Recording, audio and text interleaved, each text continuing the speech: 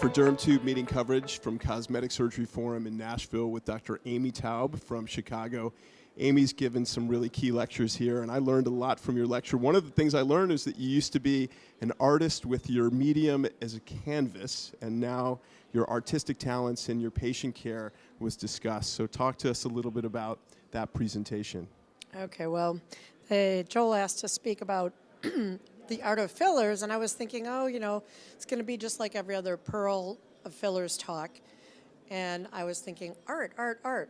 I mean, I have a Bachelor of Fine Arts, so maybe I should make it a little more interesting and fun and just talk a little bit about how do I see, because when I think about how do I look at a patient, how do I know that I know what to do? It's really hard to explain sometimes, because you can explain it from the scientific point of view, but there's like an instinctual point of view that is hard to get across in words. So I was trying to think, like, what is that? Where did that come from? And so I just started to think about my artistic roots and how I've actually been, you know, schooled in the ability to look at visual things and understand their proportions. In terms of, you know, looking back at some of the canvases that you did several years ago, I saw a little bit of Mondrian in there, maybe a little bit of Moreau in there. So talk to us sort of what your inspiration was when you made some of those paintings. Well, that was strictly Forman, no Miro or Mondrian.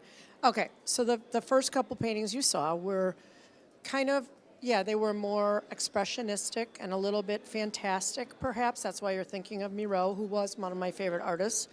And then after a period of time, it really wasn't Mondrian so much as it was like minimalism. That painting that I showed, which was 8 feet by 6 inches, that actually hangs in my house. I had a few of them. And the way they painted themselves was, it was actually on a system of prime numbers.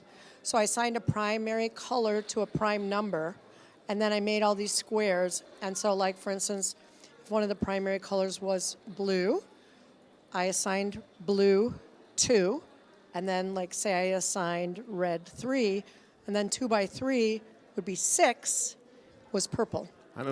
You can't even follow that, right? I do color by numbers with my young daughter, and my stuff never turns out the way looking as good as yours. The idea was to take myself out of it. So instead of it being about my dreams or my inner self, I was thinking, you know, I'm tired of that. I want to just do something that's more external. And it was, a lot of that was, at the time, there was a lot of minimalism in New York. But then, I mean, I almost thought myself out of being an artist.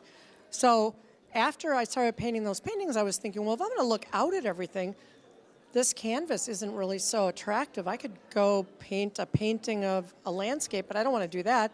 Then I thought, you know, I just want to be more involved in the natural world and be involved in people every day. Honestly, it was good stuff. I could see it at the MoMA or even the Peggy Guggenheim Museum in Venice. Thank you. Thank you. Thanks for joining us for Cosmetic Surgery Forum meeting coverage in Nashville.